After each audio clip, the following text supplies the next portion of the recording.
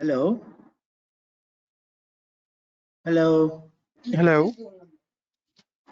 Who's online? So this is Pankaj. I'm online. Okay, what about Shogato and Vinod? I don't see them joined as of yet. Okay, we'll wait. Yes, sir. So, So did so you who's the click audience on? for this? So did you Hmm? click on broadcast? Yes, Oh, I okay, have done okay. that. Well, we can stop Because it sir, and we start had again. to start the podcast at 1. We started early. My Ayush, can we I stop the thought that's the only broadcast? way I could talk to you. Huh? I didn't know that that's the way to start. Can close and start again. I leave. So just hold on. Ayush, can you help us out with this? Can you stop the Yes, sir. broadcast right? I'm checking. Sure.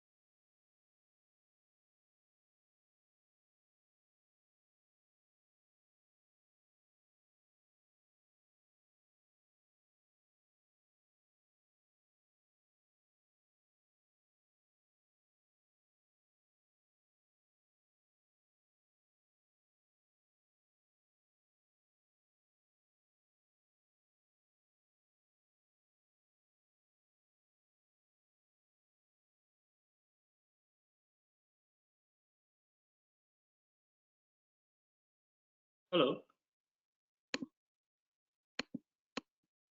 Hello, Shwagato. Yes.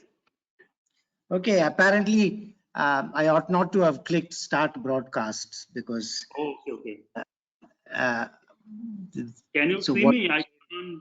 Okay. What is the I can switch on the, you can turn on the, Oh, okay. Okay. can you see us?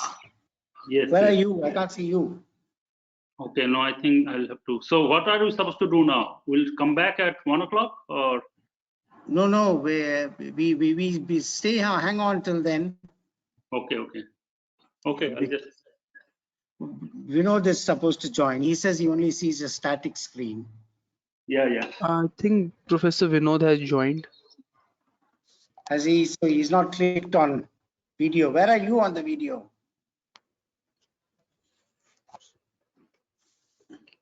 Professor Swagato, if you see the orange colored arrow on your panel, below that is a mic button and below that is the webcam button. You can use that to join the webcam.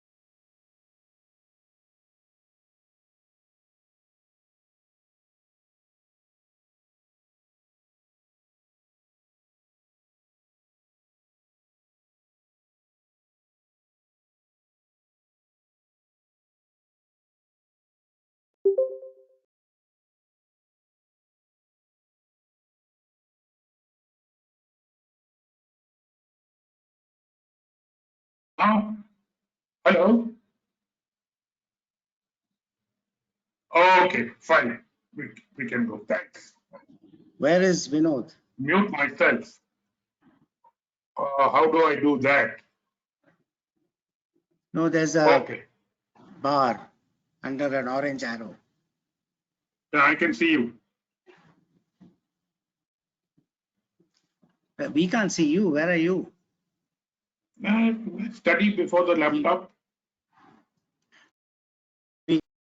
Icon.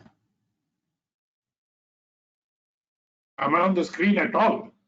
Now I see both of you together. Yeah, we can't see you, Vinod. What has happened? You have to click on icon. Click on. There's a video icon, a red orange arrow.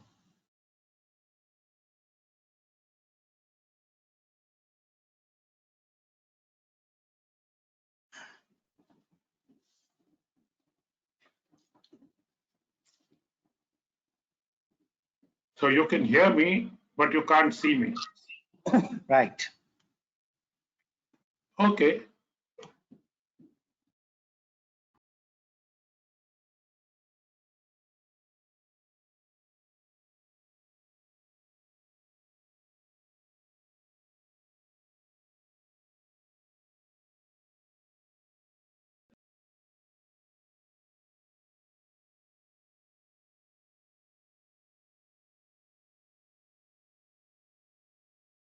Can you hear me now? Yeah, we can hear you. That's all right. We can't see you. That's all. Professor Vinod, Oh. if you see your panel, there's a orange colored arrow. Below that, there's a mic button, and below that is the webcam button. On the webcam button, we will be able to see you. Wait a second. Which one? On the software control panel? Yes, on the software, the orange colored button. It says speak. There you are. You can? Oh, that's not Dr. Vyasulu. Oh gosh, Pradeep. that's wonderful. Welcome, Okay. welcome. Not fair. You think I'm Dr. Vyasulu. I mean, it's a great privilege for me to be called Dr. Vyasulu, but still. Go ahead, yeah. Speak for me, I don't mind. I don't see where this orange thing, I don't see an orange. Professor, do you see a software panel on your screen where it is written sharing webcam audio? Yes, I can. If you click on the webcam option, it will say share my webcam there. Okay, I've just clicked on it.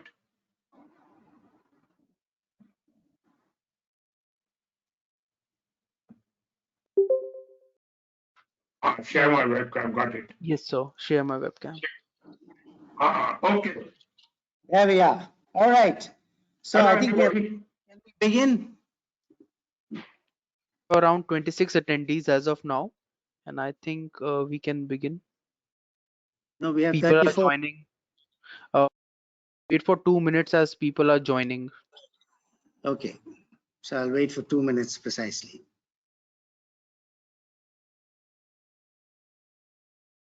But I've got two great credits today. Dr. Sudarshan thinks I'm Dr. Vyasulu, and the Jindal thinks I'm Professor Sudarshan.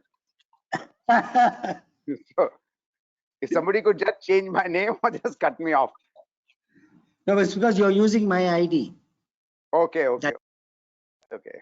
Whereas a separate link was sent to Vinod. That's fine. It's okay, what you like, I learned him.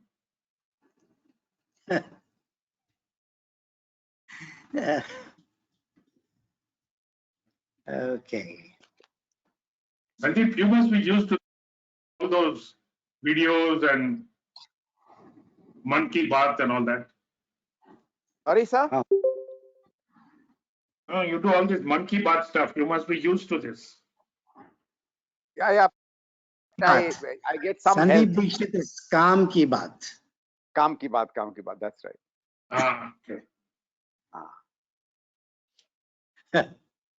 So, Swagato, are you at home or where are you? Who, me? Swagato. Silent. Swagato is silent. He's muted. He has to unmute himself. Unmute yourself, Swagato.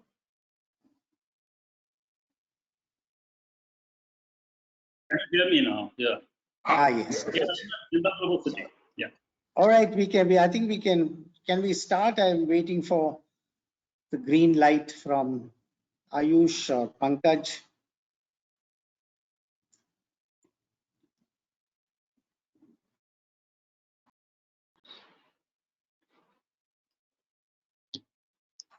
All right.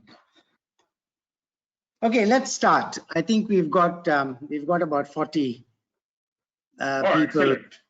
attending. That includes the four of us and two more. This is one of the webinars that we are doing on topical issues, things that concern us right at this moment. And one of the, obviously, it's COVID-19 pandemic. And we are beginning with a discussion on what you might call an ethical dilemma. An ethical dilemma is one where, you think you are doing the right, but any decision that you think is the right one has consequences that are not right or bad. And it could happen one way or the other. You could act, not act, and both acting and not acting will have consequences that are unfortunate or undesirable. So it's one of those instances where some law of life, as it were, is evident, which is that not all good things go together. So in the case of this particular virus, the whole world has been seized with it, and have decided that the first thing they need to do is to try and save lives, because the health of respective countries may be overwhelmed, and many people who need immediate medical care, whose lives could be saved, may be put in harm's way, and therefore closing down the economy and all activities and confining people into their homes is the right thing to do. However, there's also the dilemma that ours in India, there are a lot of people who are dependent on what they earn each day. They have to work to be able to get 2 square meals, if that. And if you shut down the economy, then their lives are also put in danger. There's always the problem of hunger. There are anxieties about what might ensue. People are really pushed to the wall, unable to get food supplies and so on. So these are all ethical dilemmas, and I think panel here to discuss this. So I'll introduce them as it were by order of seniority, with Vinod Vyasalu, who till recently was with us in the Jindal School of Government and Public Policy. Professor Vyasalu is eminent academic. He's got experience in making policy in government. He's run institutions, and he has a distinction that nobody can beat, which is that he was the first, took the very first in the Indian Institute of Management in Bangalore when that institution started. Then we have Professor.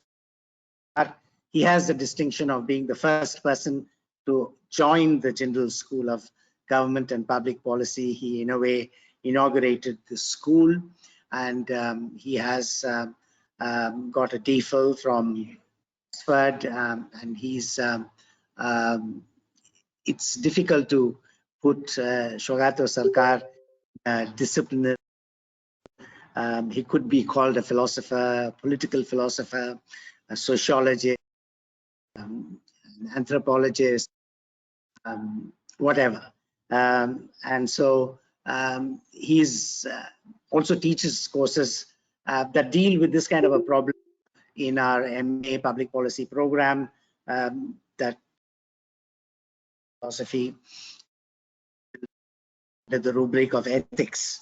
And we also now have with us Sandeep Dikshit, who is a person from, as it were, he's teaching a course in the General School of Government and Public Policy, Member of Parliament for 10 years, representing one of India's largest constituencies, East Delhi, and has taken part in a number of important parliamentary committees, and of course is currently very much in the front line, dealing with members of the community who have been identified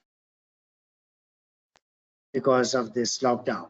And just to quickly introduce my the School of Government and Public Policy for the last 8 years since the school started. Before that, I worked for some 22 years in the development program, dealing mainly with governance and human rights and judicial reforms, those sorts of issues on which many countries have policies promoted by their respective UNDP country offices.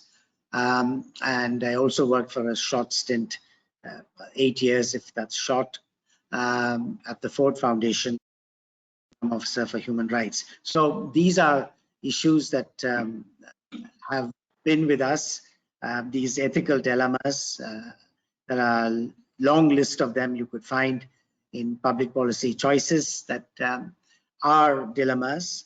And so this one is particularly acute for us because immediately after the lockdown was announced, we saw what was a direct consequence of it, which is the plight of migrant workers. It's nice to be, if you're asked to be with your family and people you're close with, but if you're a migrant worker and far away, your natural instinct would be to try and be with your family, and created a lot of confusion and so on. So we are now at a point where the lockdown initially announced is meant to be lifted, and the question now is, what are we to do now? Much water has flown under the bridge. We can't reverse decisions that were taken. We can't say it might have been different had some differently in the past. So I'd request my panelists to focus on what is to come ahead. How are we to try and get the two goods? I mean, ethical dilemmas usually put in the form of, do we do good or do we do what is right? Now, all should be familiar that since the Prime Minister made a reference to the Mahabharata and the 18-day war and said this would take 21 days, this war, I'm not sure whether the analogy of a war is a right one in this context, but nonetheless, the ethical dilemma in the Mahabharata was, Arjuna, fight this war, people will die. And I would rather that people live than die.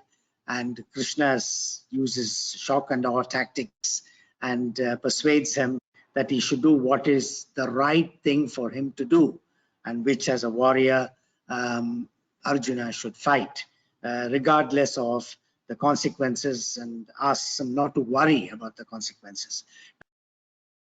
Wonderful itihasa situation of the Mahabharata. We are in a real life situation where lives matter. One way or the other, lives are risk being lost.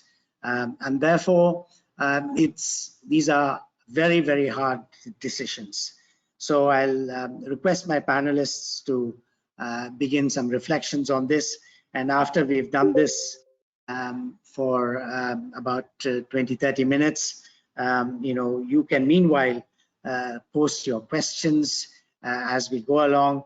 And in the latter half of this webinar, we'll pick up your questions and try to respond to them, each one of you. So I'd like Swagato to set discussion rolling. Over to you, Swagato. Yeah. Thank you, Professor Sudarshan, and everyone on this webinar. So basically, as the Professor Sudarshan said, that how do you decide that what should get the priority in our public policy. Should we be saving lives, or should we be saving the economy, or whether this is actually a false dichotomy? There is actually no trade-off. We can do both.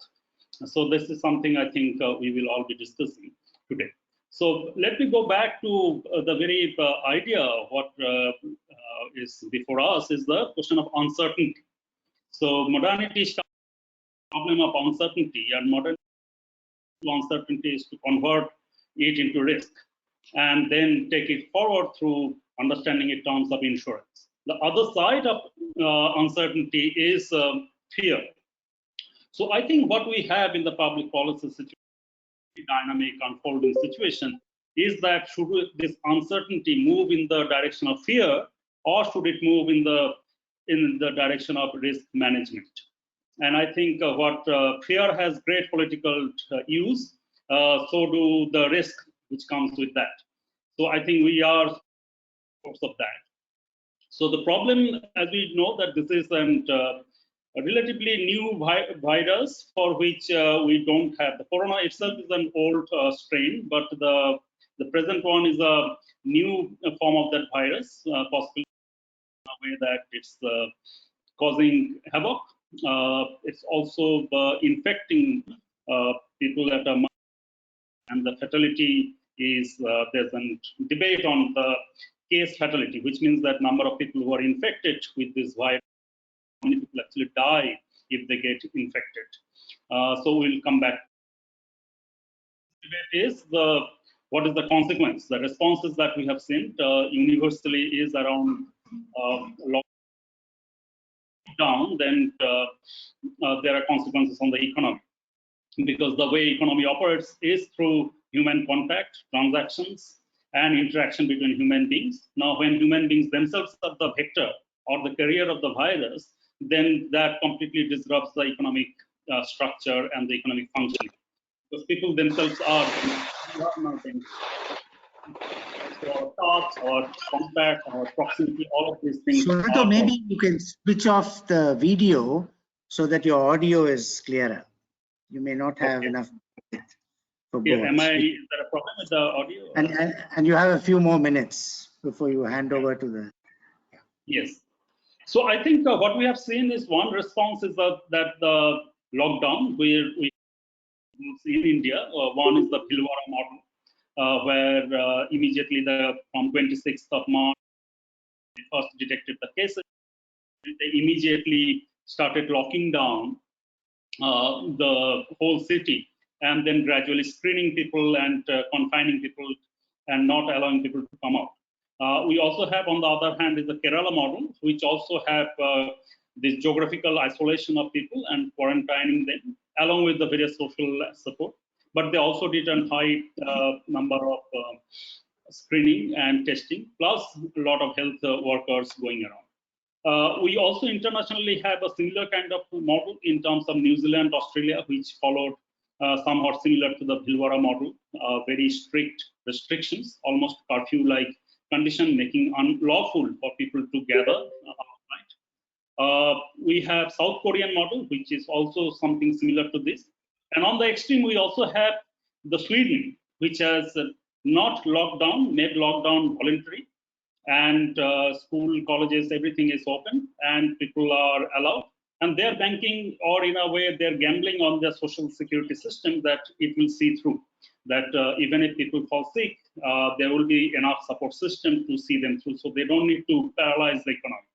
So we have all of those models. The time frame has been very short. Most of the countries started responding from the beginning of March. We are in the middle of April, so just about 45 days to 50 days that we have seen.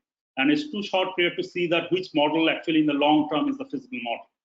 Now comes the question is, are we taking an alarmist position on this? I think I will just do this data round, and then we can move on to the other panelists, and I will come back again. So I think here, most of the governments are taking a better safe than sorry position, that you take a very cautious approach, but it's also alarmist. And if you see that many of the countries have, majority of the countries have taken this lockdown as a policy option. So professors J. Bhattacharya and Professor Aaron Ben David of Stanford University, they wrote a very interesting article in Wall Street Journal, questioning this whole model that this is whether this fatality. And the title of that op-ed was, "Is the coronavirus as deadly as they say?" And the epidemiological model of this projection of this very high rate of infection and then therefore mortality as well. And they go on to show that that is not the case. So most of the epidemiological model as of now are getting it wrong in their projections. People are not going to be infected that much. And if you see actually number of people who get infected and then people that mortality rate is relatively smaller than the normal influenza or the flu. That mortality is less, then what is this cause of panic? And they are basically arguing that it is important that we take the virus seriously, but there's no need to panic, and therefore this mass lockdown is ultimately not feasible. And in a way, whether we agree with them or not, it seems that lockdown as a policy which country after country, including New Zealand, which had only one death so far, is finding it difficult to open up. In India, we have this traffic light system right now, red, orange, and green, and we don't know whether that will happen because in India, the problem is that we have tested very low number of patients, and the danger is that whether we will all of a sudden discover more clusters and all of a sudden things will go up. Day before yesterday, the picture was very rosy, but immediately yesterday again, there's a spike both in the number of infection and death. And then, so again, we are going in the very fluctuating situation. I'll end my section with giving you one, going to the data which I downloaded from the Johns Hopkins website and played around with it. So that data set from the Johns Hopkins University shows, I think there are 3 bands, which I'm just looking into my bigger monitor here. So there is Zimbabwe, which infected cases, but 3 of them died. So what we are looking at is a very high rate of mortality. So 27.3%, which is highest in the world right now. And then followed by Bahamas, Guyana, Algeria, Burma, Liberia. So 27, Liberia is almost 13%. Now, if you look into the European countries, they come very close to this mortality rate. Italy is 12.7%, United Kingdom is 12%, Netherlands is 11%, France is 10%, 10.5. USA, as of now, is relatively around 4-5%. So what the Europe tells us that Europe, how can you then compare a case like Italy and Zimbabwe, which are very high rate of case mortality, people who get in that, which means that if you are infected, what is the chance of you dying? So therefore, but what it shows, now the other figure, if we bring in the rate of infection in the population, then you see, and for every 1 lakh Zimbabwe, the rate of infection is only 0.07%. Whereas in Italy, that goes up to 237.5 per lakh of population. So, which means that in most of the European countries, the rate of infection is much higher. A much larger population has got infected, and their health system is overburdened with all these cases. So they can't actually control it, and that's why they're finding it difficult. So, if you bring Germany into this, then all of a sudden it looks different, because Germany has relatively a very high infection rate, 141, almost close to France and more than UK, but their fatality rate, the infected people who have died, that's just 2.2%, whereas in Italy is 12.7, France is 10.2. And why did Germany manage to do it? Is because their health system is in a much better position. They took the time when the information in China, the spread of the disease, they started bringing their health system together. They already had a higher percentage of beds, plus all of the ventilators, etc. They it. So the lesson, therefore, is that of the public policy at this moment is that chance favors the prepared mind. And I will come back to the rest of that. So the saving lives is that if you are better prepared, you have a better chance. Perhaps Kerala is also showing that. Both Kerala and Germany tells us that chance favors the prepared mind. Okay, over to you, Vinod. Okay, thank you very much. To begin with, I don't accept the war analogy. Now, we are not fighting any other country. Our soldiers are not dying for their country. We are facing the problem and the crisis, but we're not fighting anybody. It's much more like facing an earthquake. We have to come together to deal with this, and I'm not sure the war hysteria is the best way to go about it. The second thing is, you spoke of ethical dilemmas. To a large extent, the dilemma depends upon how you see the options before you. To do this, to do that, or what? Is it only two options? We have posed this discussion as a binary, to save lives or save livelihoods. Now, I think if it succeeds in either, there's not much. You may save livelihood for it, or you save lives and they have no livelihood. It's not the way to go. So the other, if we wait for data in situations like this, then by the time we've got a reasonable data set, the problem is blown over. So we have to work with uncertainty. We have to work on the basis of the best guess or whatever. Now, what are the things that we do know? One thing we know about COVID is that it's infectious, it spreads very easily. But we also know that for 80% of the people, it's relatively mild. The fatalities have been in senior citizens or people who had some prior health condition. If you look at Italy, for example, they even did not treat those over 65 in many cases. Now,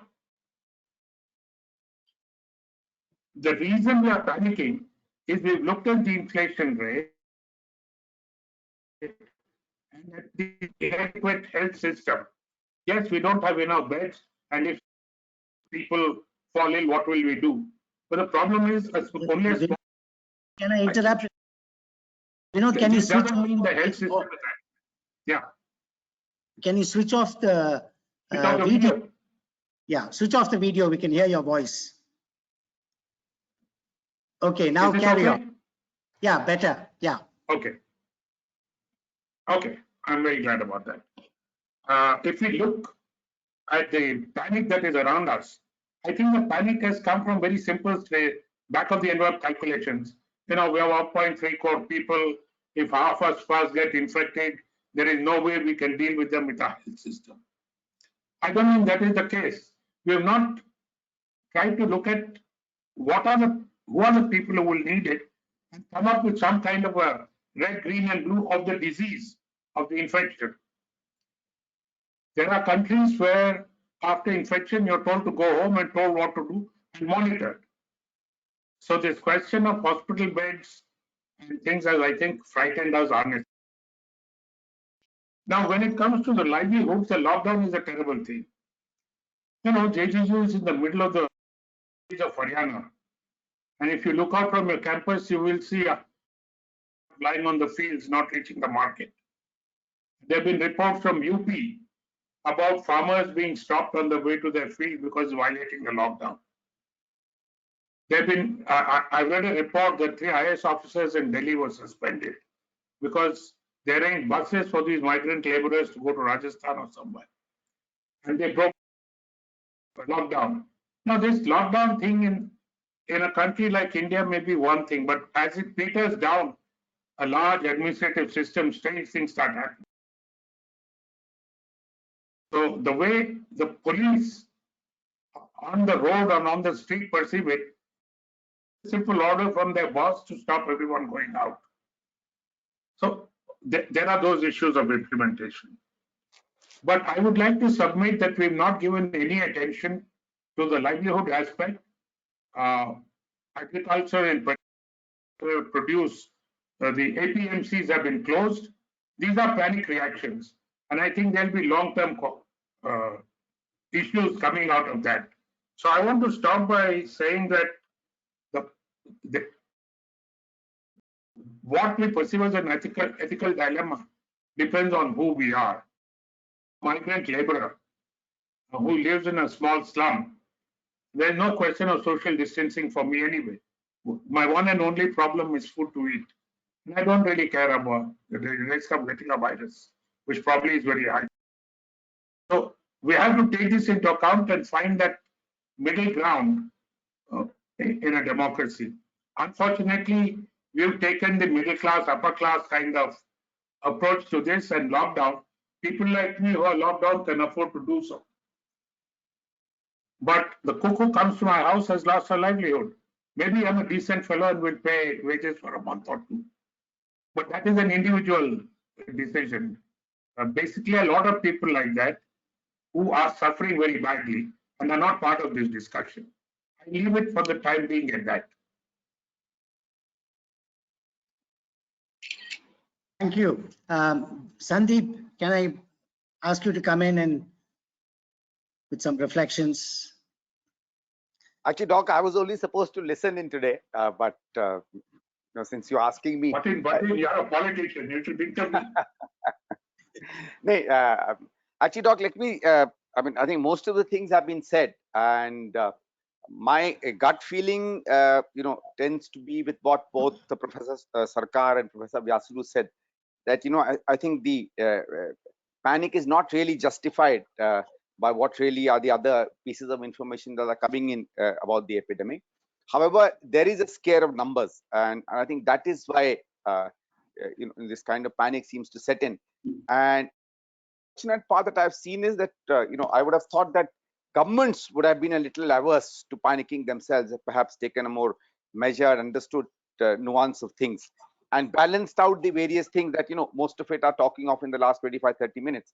And that is where I find most governments are not really doing that. But anyway, let's not get to this. I think important thing is for us to see what is it that we could do, say 8 to 10 days from now, because obviously till about the end of this month, large number of state governments are talking about gradually easing these norms, especially in the countryside, where agriculture operations are going to start peaking with wheat getting harvested. And about a month after that, if there are people who are taking the Z crop, which is the third crop, then they're harvesting, their sowing and other operations will start. Land preparations for Kharif will start in about month and a half or so. From what people are telling us, I don't think till June, July, much of this crisis is going to go away. So we have to have, till now, it was okay. The economic operations you could suspend for a while. Manufacturing could be suspended for a while. Agriculture operations could be on a hold because, we were waiting for wheat to mature. But from now on, especially in a month or two, agriculture operations will start galloping. Manufacturing will need to come back. Otherwise, people will start losing in the whole issue of will labor be able to come back? Will the skilled base come back? What will happen to the issue of raw materials? And a lot of things that have been produced in industries which most of us are consuming, which are also part of the essential commodities chain, their warehouses will start getting empty. So I think governments need to now seriously start thinking about what are the parts that they will start loosening their restrictions on. And I think that's somewhere where things are rather clear, but I think people need to stay, probably states need to get together, and maybe rather at the political or the political executive level. I think at the administrative and the administrative policy level, I think people need to get together and start deciding it to what is it and in what manner would be, and also have your caveats. Would a sudden spurt of cases suddenly ask us to go back on what we have planned, or a sudden spurt of cases and the kind of hysteria that media would obviously at that time employ in their evening operations again ask us to get back to an illogical and knee-jerk reaction to the whole issue? Or do we have a structured with all the uncertainties involved in an epidemic of this kind, a more long-term view? My other point is, Professor Sudarshan, and I'm also telling it to others, there are about 8 or 10 points, actually 12 points in Delhi, where I've been working in the last 8, 10, 12 days, where people have been distributing food, and I think that's part of my other operations. But one thing good about going to these people and spending about 2 to 3 hours a day with everybody is that I think spirits are up. People are very clear that they need to face that. But the whole episode of public education and public training with regard to what is it really which is physical distancing, what do we mean by it, simple mechanisms to keep ourselves safe, I think that is not really reached out. The whole dramas of make a mask and post your photograph, very sorry, but it's very elitist. It's kind of defeating the purpose. And India cannot be reduced to producing your photographs on television channels. I think in public education is very, very important. I can tell you as a off remark, almost 70 to 80% of people on the streets who are coming straight to the food camps that we are involved in really do not understand what exactly are the actual parameters of physical distancing. People know they need to distance themselves. They need to wrap something around their faces. They know that sometime in a day you need to wash your hands. But the fact is that because it is in response to a particular dynamics of a particular virus, which will not come to you if things are done in a particular manner, I think that health education is something that is very, very important. And that is where I fear state governments, national or state public institutions, completely failing. And I'm very, very sad that we are concentrating a little more on the on the perhaps more drama part of it, but I think we are not really doing that. And English advertisements and advertisements in papers don't make a difference. To most of us, physical habits come when we have physically exhibited what we needs to be done. So I think a mass scale public education program is necessary. And the first part, which I said, that I think state governments need to start understanding what are the various operations that are going to come in the next 20 or 2 to 3 or 4 months. Agriculture is a major part. Manufacturing for basic commodities is a major part. Also, manufacturing for some of the product that will feed both into our raw materials for essential commodities as well as raw materials for fertilizers. I'll end with just a small point. I was talking to the work we do with some farmers. I was talking to our stockists in fertilizer. And the problem is not that currently fertilizer is available or not. Problem is what their manufacturers, in fact, people like IFCO and others have told them is that they have absolutely no idea of how to get in fertilizer after June. And large scale fertilizer manufacturers are actually scared what to do in the Kharif season. Even if you are able to do a Kharif somehow, thanks to the fact that most of our Kharif is somewhere or the other, some manufacturing, some production will happen, or in soya bean or some whatever other Kharif crops. By the time we get to October, November, December, while the disease may go down, the production chains have been so badly damaged. The impact of this on direct consumption itself will be very, very bad. Apart from the fact that CMI has told us we are already at 42% of unemployment. ILO warns us that almost 40 crore of people could slip back into poverty. So these are actually numbers that are perhaps as alarming, if not more, than the case fatality or case mortality or the infection mortality rates that we have. Okay. Thank you.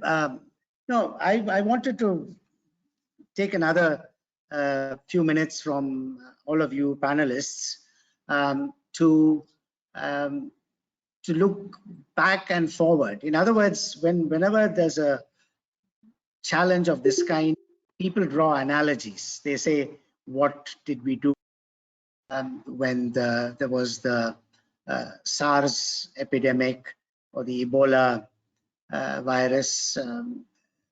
What lessons in that and so on. And it seems to me that in this context, there's been a rather narrow reflection, relying upon epidemiology, the hope for a vaccine. In fact, when the swine flu broke out, the United States very rapidly produced some vaccines, and later on discovered that more people were harmed or died side effect of the vaccine than done by the swine flu.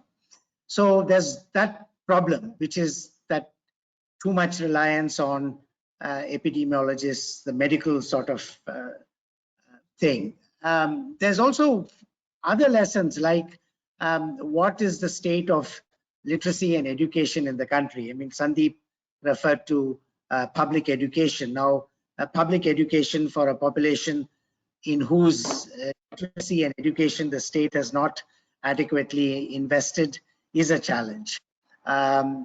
Equally, the medical facilities that are available to people is a challenge. I mean, if you contrast India to Indonesia, after the 1970s oil boom, Indonesia vastly expanded its basic health infrastructure, so much so in every village or within the reach of a village, there's a health which and that functions well and it's well staffed.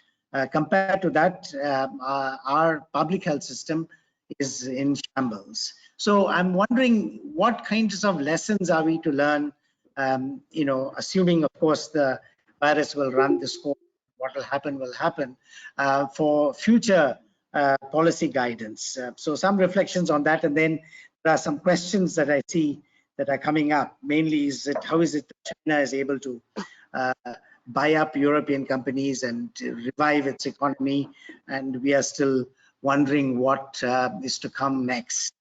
So can we go in the same order with Shwagato and Andy?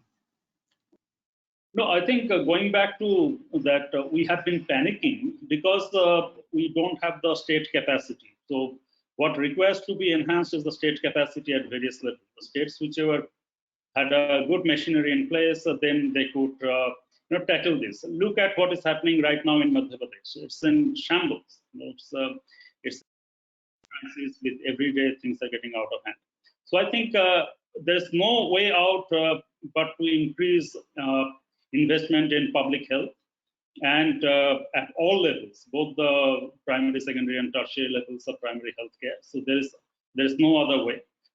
We don't have to get into this binary of saving lives and saving the economy if we have a state machinery in place with a very robust safety net for people. So what the migrant labor are in a crisis, they panicked and then they start. Also because the main reason is that they don't have any housing or accommodation in the cities where their landlords are sitting on their head. Plus, they don't have any savings. So you cannot have a workforce which is just living on a day-to-day basis without any safety net, without any savings for the future, completely vulnerable and precarious. I think that is the long-term challenge of how do you create a safety net where people will not act in this manner. And they have a basic, they don't have wherewithals, they don't know anything about the future. So I think going back to what I was saying, that we think of insurance only in terms of money, but we need to think insurance in that policy, that how do we can create institutional framework to take care of that. The other part of the state capacity is that policing lockdown. Everybody loves, the officials love the little power that they're getting, and whether that's going to be a bad habit which will stay with them. Because worldwide there's a concern that in the name of surveillance, surveilling the infected people, that various kind of apps which are coming in, various kind of technologies that governments are using worldwide to find out the infected patients and tracking them, tracing them, and all of that, whether that's going to be our way of life in the future, where we'll be continuously monitored for various aspects of it, and whether that surveillance is going to come. The other part of it is that initial stage, every country showed what is that very Weberian bureaucratic rationality, which is universal, which is blind to the social fault lines into any categories. It looks at the society as a whole. And immediately what we have seen at various parts of the world, particularly in India, that is breaking down, and you see certain communities being touched both by the social forces. So in India, Muslims, after that Tablighi, Jamaati, they have been vilified everywhere. They have been targeted. So there is a concern, how do we tackle that? Because you cannot, what we cannot have is that if the viruses are socially blind, it's an equalizer, then you cannot have a differentiated approach. And it becomes more dangerous when it comes from the state and the political forces in the country. So in US, similar concept that the blacks are dying The medical services offered to them are similarly in a disproportionate manner. In Europe, the immigrants are facing crisis with their papers. Portugal, for instance, and some of them are very interesting. Portugal, for instance, have citizenship to most of the immigrants who are stranded there. Spain has started universal basic income. We are at that point of how this crisis going to be an, or it will be business as usual, that when it's over we'll go back to our old rickety welfare structure of limping, where the state is good at command and control using its police force, but not using it towards directing, coordinating the role which the state needs to play in the societies, whether they will play that role. As Professor Dixit has said, that the supply lines are all in crisis, whether how do you repair those? So I think we need to get out of this false binary of saving lives and saving the economy. Both are possible. And what it requires is the state pays more attention in ramping up the healthcare systems right now. Educating people about various safety measures that they need to do, and actually opening up temporary healthcare centers, various places where people who are detected can be taken care of immediately, and so that they don't become what people have started calling, because there's stigma which has been created due by this panic, that people who have maybe have those symptoms are not coming out. So people have started calling them sleeper cell, as if they are, again, the war terrorism metaphor is coming there, that there are sleeper cells now everywhere. People with diseases might be sitting at home and not coming out. So that is required, a confidence in public that if they come out, they will not be stigmatized, there will be support for them. And then gradually opening up the economy, broadening the definition of what is essential, and look essential not only in terms of the hospitals and retail store, but the entire chain. So that is required. And obviously in the future, we need a much more robust healthcare system. There's simply no way out. If Germany and most of the Scandinavian countries, if you see the figures in Denmark, Estonia, Finland, Iceland, Norway, they're all doing very, very well. And the reason is that they have the system in place. And in a large country like India, there's simply no way out. We need to, I think, this is the time to reinforce that we need a robust welfare state. Thank you. Over to you, Vinod. Swagato, I agree with you. I share your concerns about the surveillance state and all the negative points there. But I want to develop your point about state capacity. If you look at places that have well, Kerala is completely decentralized. I won't use the word it's federalized. The Gram Panchayat is a true government in Kerala. Even if you look at other places, Bhilwara is a district. So our idea that the state being the prime minister and it's centralized and he knows what to do and tells everybody, I think that's the wrong model and that has held us back. In fact, that has been a bit of a problem in the current crisis, because whatever work is being done by states and sub-state government institutions. And the center has been starving them of funds. Even legislated, mandated things like the employment guarantee, the money is not being released. Now, we are, of course, victims of the fiscal discipline, straitjacket kind of thinking.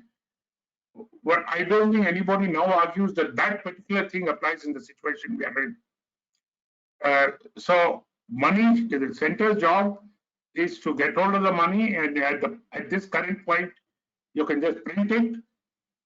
But it's not the center that should spend it. It should. Orissa, from whatever I've been able to read, has done a good job. It's not been appreciated very much. Kerala, we all talk about. Karnataka has been reasonably good, but not. It could be better. So yes, when you give it to local government, some of them will fail, but many of them will also succeed. And there is a process of learning. So this whole business of where do we go necessarily involves a greater federal structure in dealing with the policy. Now, when it comes to the future, there is no doubt that we have to move away from the corporate state.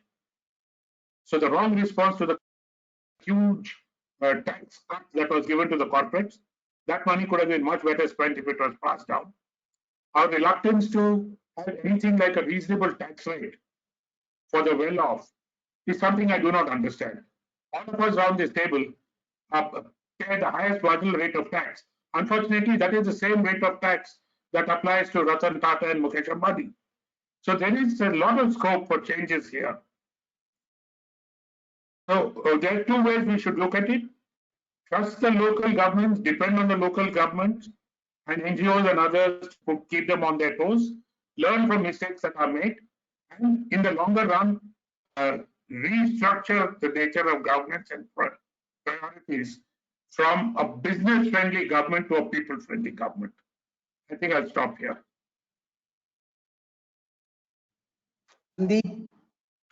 Actually, I think it's already just about 10 minutes left, so I think we should go to the people listening in.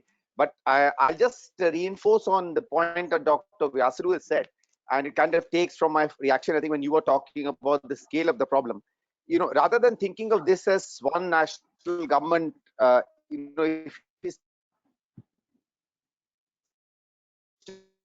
actually tackling this problem wherever it is, you know, we're finding ourselves far more comfortable with the kind of apparatus that could handle this disease. And I think there, Dr. Vyasulu's point that, you know, if we had frankly over the past strengthened the capacities by actually giving in power and responsibility to our districts, you know, as Bhilwara has shown or some of the other districts have shown, and I'm sure there are such cases everywhere. Unfortunately, you know, media rather than institutions, so therefore we don't really come to know how well some of our institutions are working. But I'm sure there are stellar examples of great work being done at our district in a combination of the administration and the elected executives in those areas, and I think that's where I will draw my confidence on. I think rest of the others, you know, clearly, you know, this is a case where public health cannot be replaced by a private health structure. I think that is something, if anything, this COVID tells us. You know, very fact is that we have to relook at issues of globalization, etc. But that I think let's leave it for something like that. And maybe I'll request Professor Sudarshan.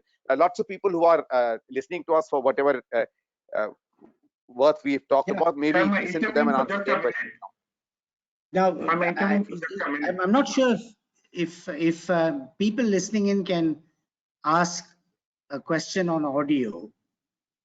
Okay. No, they have written. They have typed out the questions. Yeah, there was one question on China to which I typed a reply.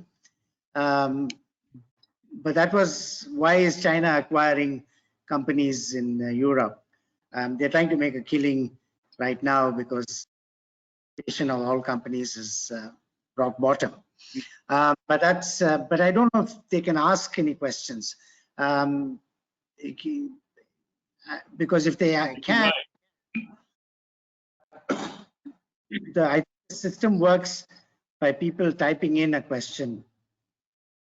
I'm not sure what kind of platform we have where they can ask the questions. Can someone answer my question? Can people ask us questions that we can hear? Ask you the questions. If you see on your software, there's a tab called questions below polls. So, sir, on that tab, you can click on that button. That's right. Undock pane from control panel. Can you please click on that? Oh, there are quite a few. Yeah. Delnaz Kapoor is asking what will be the impact on education sector. Well, exams are postponed.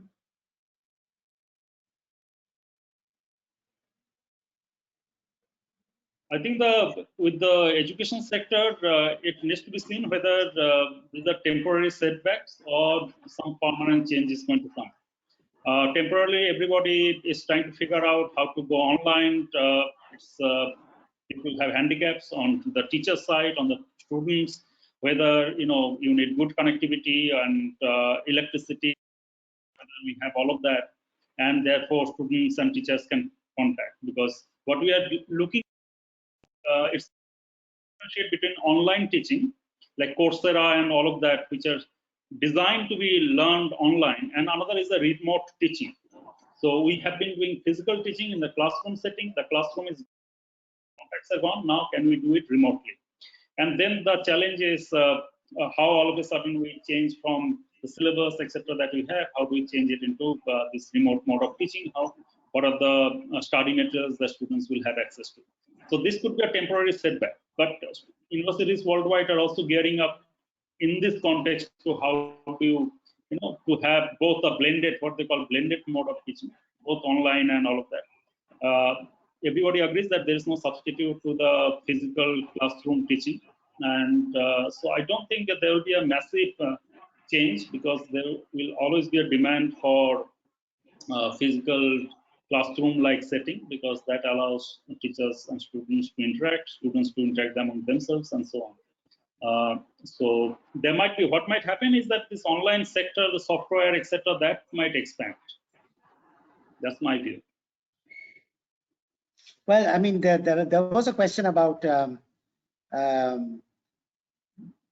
point which you touched upon, Swagato, which is singling out a community because of one instance, which was a serious one, undoubtedly. But then to put this kind of a stigma, and then that's a sort of a very worrying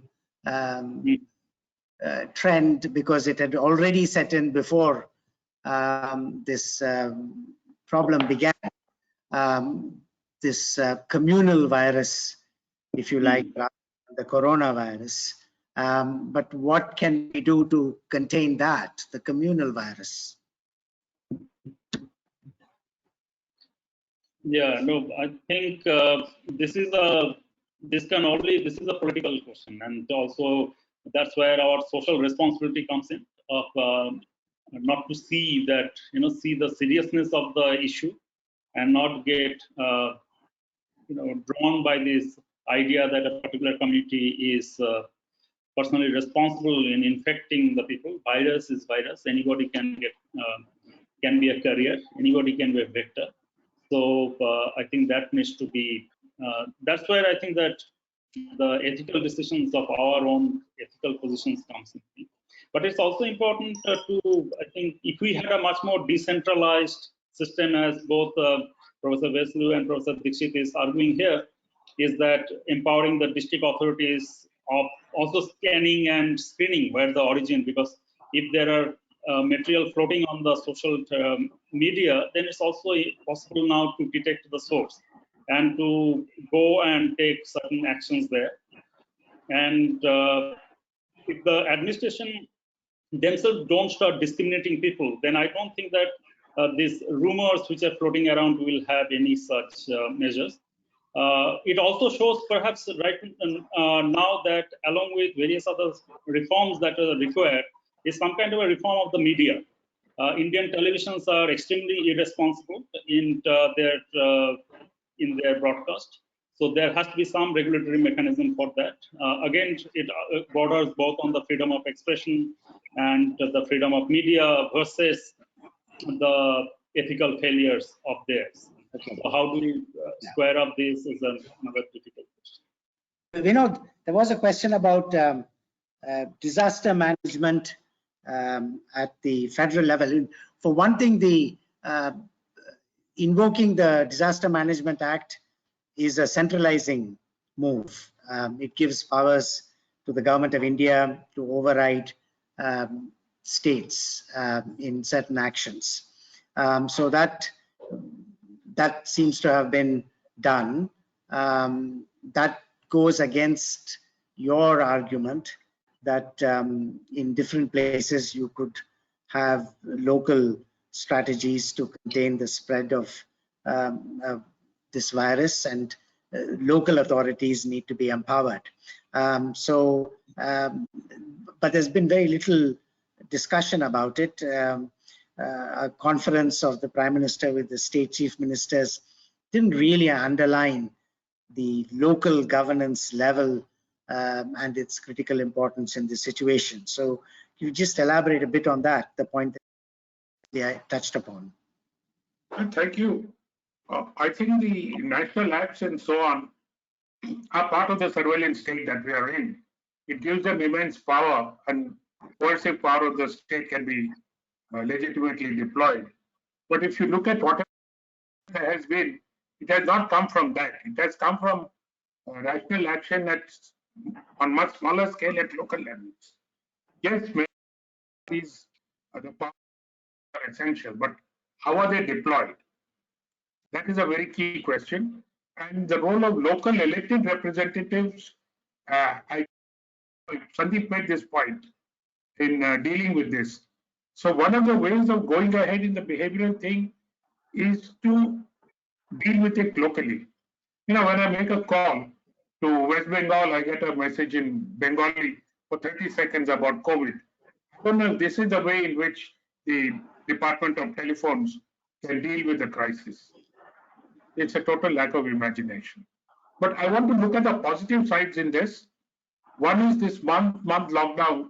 For example, all of you in the general campus can breathe easy now. And what it has shown is just a month of lockdown has meant the rivers have got cleaner, the air has got cleaner. It tells us that nature is capable of reversing the damage we've done over centuries with relatively small and modest actions. This is something so that if you're going for a changed style of policy, a certain moderation on our part, and harking back to Gandhi, that we don't have enough for everyone's greed, is something that should be built into the way we think about it in future. And I'm optimistic. The very fact that Delhi has good air at this point in time seems to suggest there's a certain positivity if we go in the right direction. I'll stop here. Okay, so I think we are coming to the end. One definite conclusion is that the binary of lives and livelihoods is a false one. In fact, in our constitutional law, it is false, because the right to life in the Article 21 of our Constitution has been interpreted to include the right to a livelihood.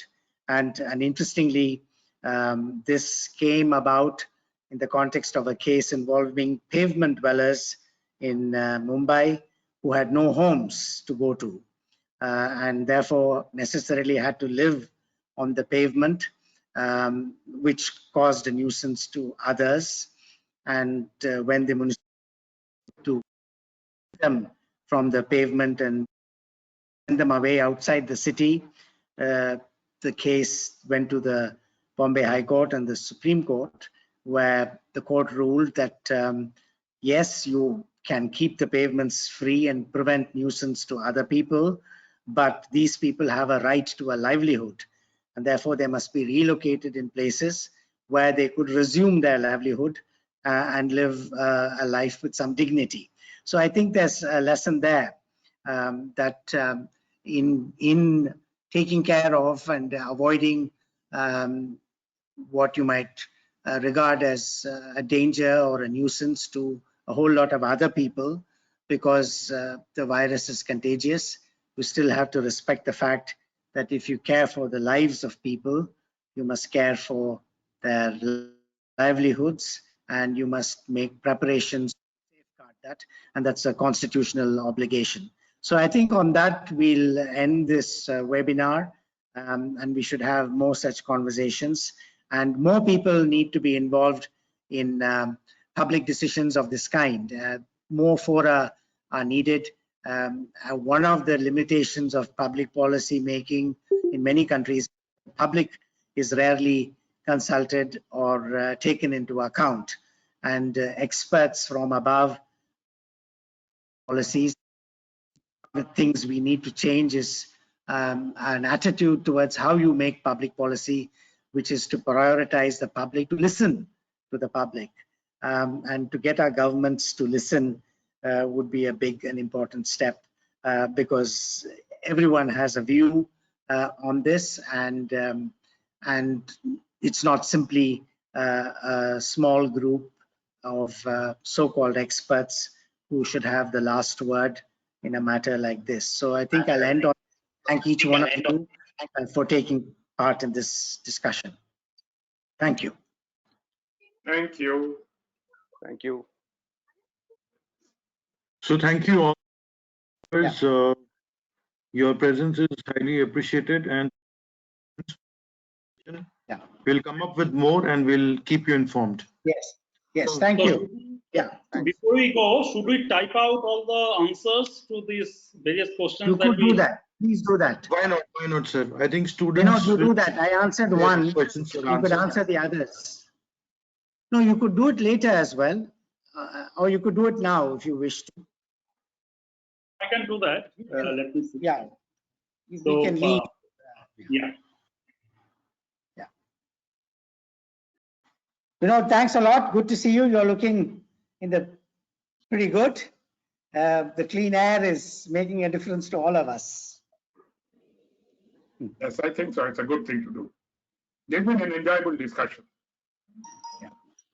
There's one question Thanks, about the National Stock Exchange. Oh, was that? Well, the answer is that national welfare and certainly unrelated to COVID.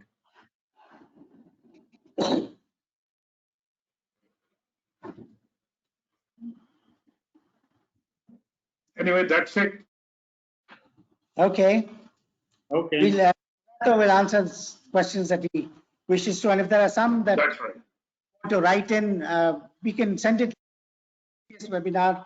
We answered some questions after the.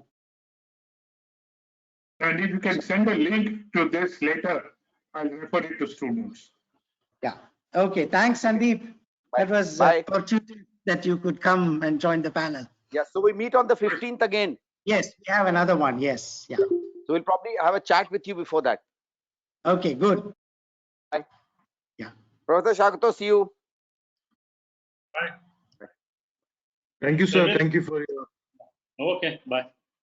Thank you, sir. Thank you, sir.